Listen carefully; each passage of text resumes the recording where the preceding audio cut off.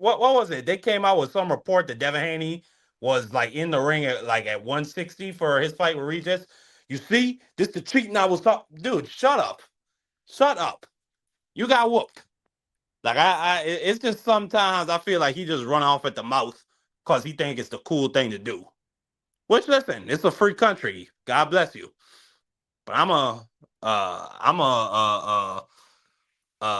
gonna put you in that certain category of those guys that I just don't listen to that often.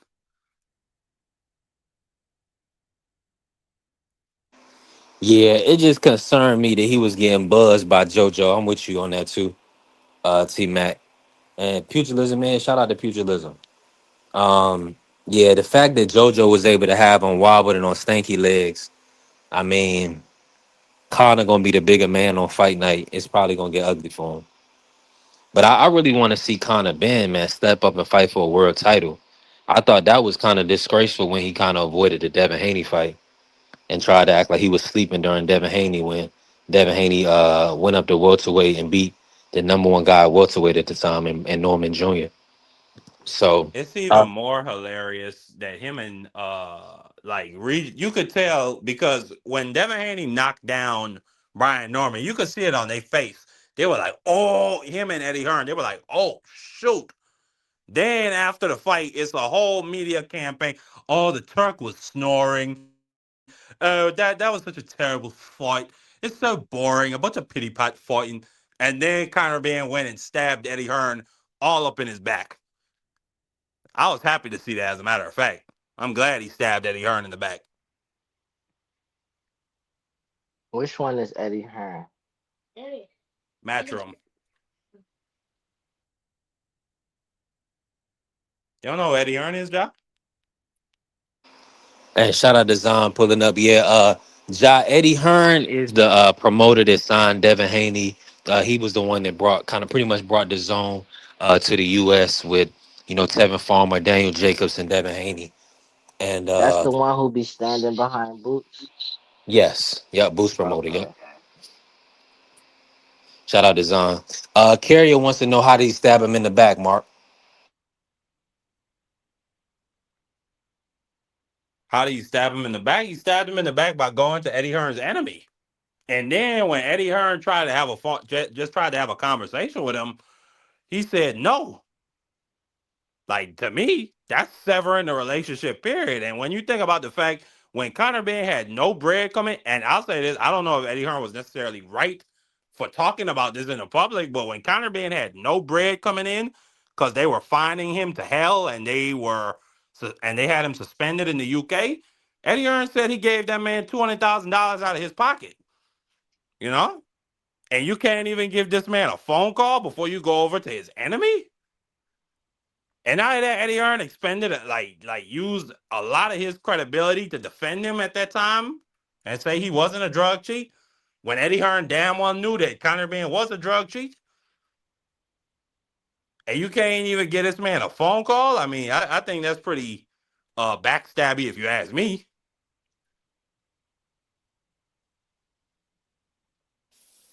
In Yeah, my opinion. signing with That's Dana White and convenient for Zufa. Eddie though. He got the money.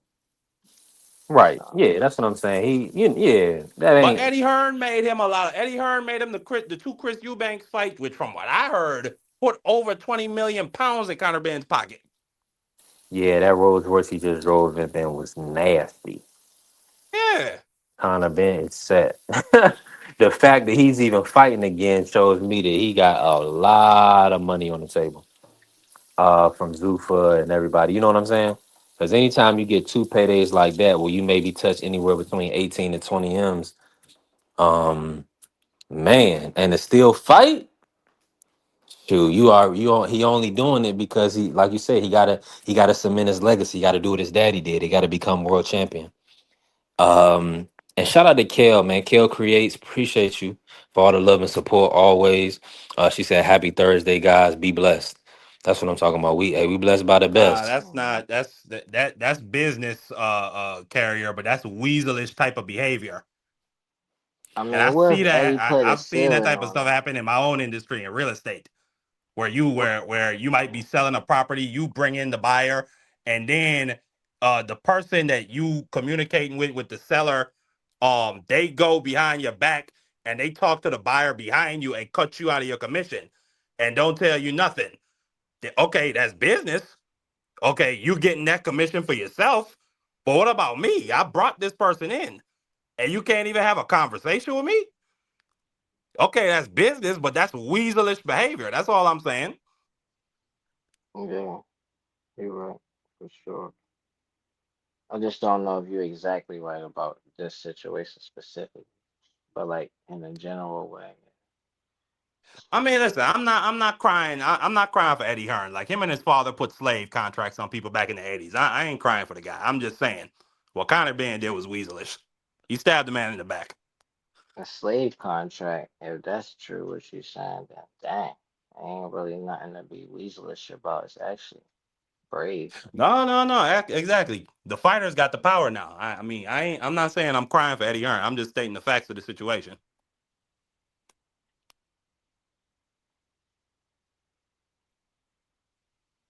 Yeah, these guys, man, they gotta move freely, man. They gotta go where the best opportunity and the best money is. Man, if Zuffa going put some money behind him and he gonna get to fight Regis Prograis, bring him up 10 pounds and nobody batted an eye, uh, he gotta do his best for him and his family. You know, he gotta keep making that money. He wanna why look at George, look how George Campos is living. You know, kind of been like shoe. He wanna live that way. All that money, all them paydays. I mean, they put in their blood, sweat, and tears. Somebody said this the other day. I think Coach Eddie, he was like, "Do you think would you rather fight Crawford for 10 million, or would you rather fight, a short person for 10 million?" You know what I'm saying? And of course, people, people gonna choose the short person. You know what I'm saying? They're not gonna I choose mean, Crawford. I Like, come mean, on, I mean, if you're let's a be man real. and you got nuts, you'll go with Crawford. Man, listen, if you a man, you want to make it back to your wife so you can love on her. You don't want to end up unalive somewhere because Crawford and beat your head in. You know what I'm saying? Like, come on, we gotta be honest with ourselves. It depends what you're trying to gain though, like beyond the money. I could see myself rather fighting Crawford than a little person. Nah, hell nah. I was joking, Ja. Hell nah. I know you're not me. I'm saying for myself. I'm saying I could Yeah, see you a different myself breed. rather. Huh? No, What you're you a say? different breed. You're a different breed. Okay, appreciate that. Now, let me ask y'all. Let me pivot real quick, right? Uh, More likely, John. Let me bring you in. Oh, let me ask Free this real quick. We're gonna bring in Free. Free, what weight class do Free. you feel? What weight class is more? Is it more likely that Connor can win a title if you was moving his career? Where would you kind of position him? I know with Josh Kelly at 154, maybe Lewis Crockett at 147, or Devin Haney. Where do you see his best chance to win a world title? Um, 147. He has absolutely no chance of winning a title. Even Josh Kelly. I think Josh Kelly has enough boxing ability to outbox Conor Benn. We saw what Josh Kelly did with Boxrom. I think Boxrom is a much tougher fighter than Conor Benn. And like I said, I think Josh Kelly can outbox Conor Benn. I don't think Conor Benn beats Jerome Businis, Xander Zayas, or Sebastian Frendor. I don't think he beats none of those guys. So his best chance is at 147. And even then, it's still a hard chance for him to win a title because Devin Haney can outbox him. Um, who's the other champion at 147? Rolly. Rolly's probably not going to fight him, but Rolly can possibly knock him out if he does fight him. Um, who else? Ryan. Mm. Ryan can knock him out. So I mean, it's going to be. He has a better chance, but it's still going to be hard for him at 47.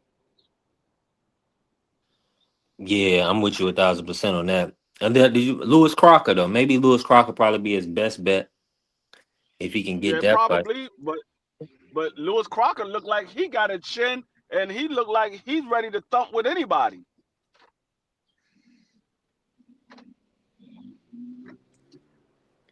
Yeah, Lewis Crocker, he a tough customer. And shout out to Bruce Gas. Uh, appreciate you pulling up, Bruce.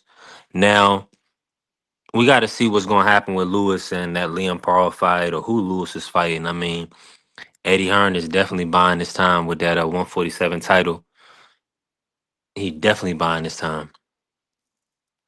Uh, I don't know with them styles. I mean, I guess Rolly could possibly be Connor, but then again, Connor might put hands on Rolly. I mean, Rolly's chin has been look way more suspect. he I take might, Connor in but that see, fight. Rolly look like he's getting a lot better as far as boxing ability. So I don't know. I don't know.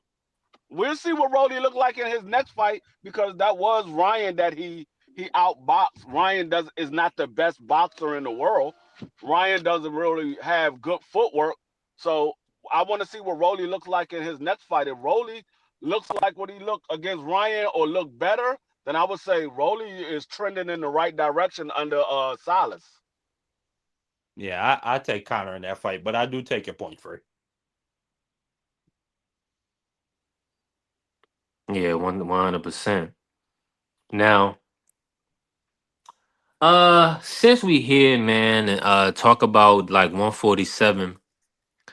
Marky Dan, break that down really quick for the people. Like, how do you see 147 right now? Just as like as the top.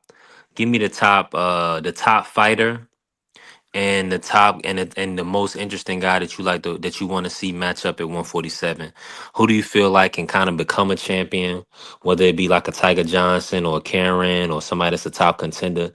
What's your view on or Norman Jr. being a two-time champion?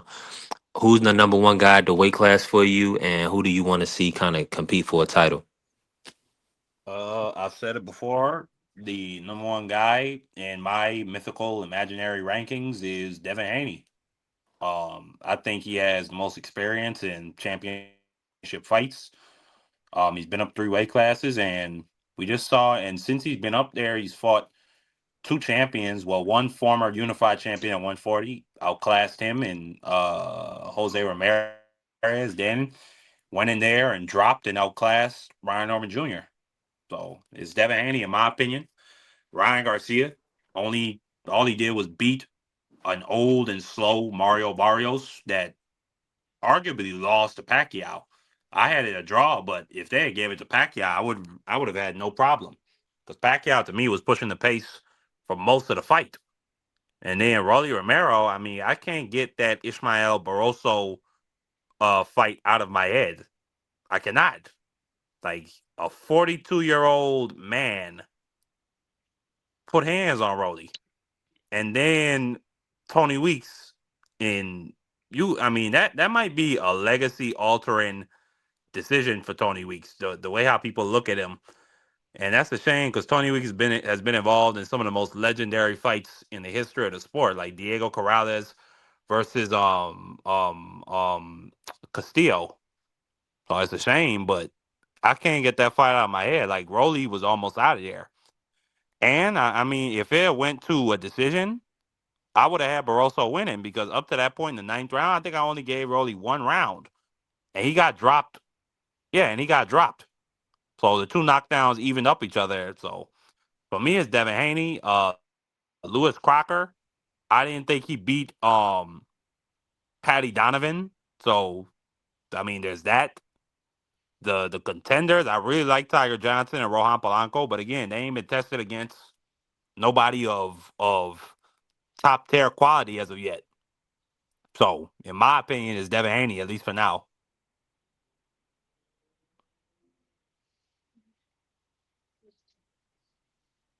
Yeah, I'm with you on that.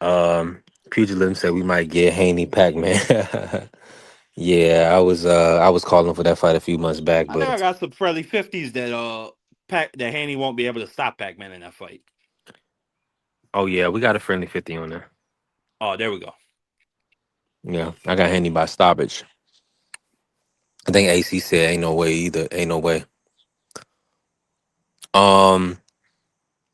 Yeah, Abel Ramos is still competitive at 147. He just beat Tamir Smalls. Yeah, I kind of wish he had won that fight, or I kind of wish the judges had gave him that fight. AC, I just think it would have been a beautiful moment for the sport. Which one? Manny Pacquiao beating Mario Oh, Barrios. You know what oh I'm yeah, yeah. saying? It'd have been beautiful because all those months where I was asking people, "Have you ever heard of the greatest story ever told?" and they were saying, "Man, shut up, Marky Dan." I'd have been able to stun on them niggas. This is the greatest story ever told. This is George Foreman putting Michael Moore to bed at 45 years old. Yeah, I got you. But Mario Barrios, he's a decent fighter, but AC, he said I got a friendly 20, man. He beat Devin. Okay, AC, I'll take your Now, 20. I that's appreciate you. crazy. I'll take AC that just 20 want too. I'll AC take that AC 20 just as want to well.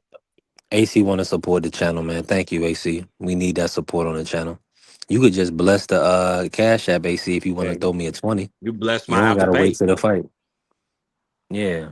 You don't ain't gotta do all that. Cause you are he said I love Manny Pacquiao. Yeah. Well, Yeah. we're gonna enjoy we gonna enjoy that dub. Log it in. So that's going to Now be a hope 20 and a 50 coming my but way. that's just well, Devin will put all type of hands on Pac-Man. That wouldn't even be that wouldn't be fair. Dev is going to Man, throw three and jabs inside of a minute. He going to faint, and then he going to throw one right hand per minute. It's going to be a clean decision, yeah, yeah, that's what you think. Um, I believe. Pacquiao, he don't even have the foot speed to close the distance, man. He gonna Devin gonna be making him look silly in there. If y'all thought Regis was out on his feet, wait till Manny. Manny don't want to fight no young guy like that. I know Turkey. I'm Manny, sure. I'm sure Turkey would make that fight in a heartbeat. That's a big that would be the biggest fight that Turkey can make at 147 with Pacquiao and Devin Haney. Manny has trouble putting on his pants in the morning because he got nuts the size of basketballs. So I don't know what you're talking about. He is trying to fight young dudes. He always been trying to fight the young dudes. I Keith gotta give you Thurman. the drop. I gotta give you the job, Mark. All I can tell you, sir, is that he's gay. It's a figure of speech. Man, figure another way to speak. How about that? Um, but yeah, shout out to my brother Juan Claudio pulling up. Juan, you know we got the island boy in Green here. banana. Here we go. Juan Claudio, how you feeling, bro? Ethan with the island boy. Yeah, man. Marky Dan the man. Juan probably still at work, y'all. So he'll jump in when he can. Um, what's on your mind, Mark? Talk to us, man. We got we all here. What's as far as the sport of boxing is concerned, anything I'm omitting right now, based on this weekend, are you excited for Fury? Talk to me. You gonna watch the Netflix boxing event this weekend? Uh, I mean, probably. Yeah, it's gonna be something to. I mean, it's gonna be on if I got some Man, time. I mean, this I think brother I'm just taking my yawned. son. Hold I think on. I'm taking my son. I'm taking my son to go watch the Mario movie. So Oh, good. maybe I might watch it. I don't know.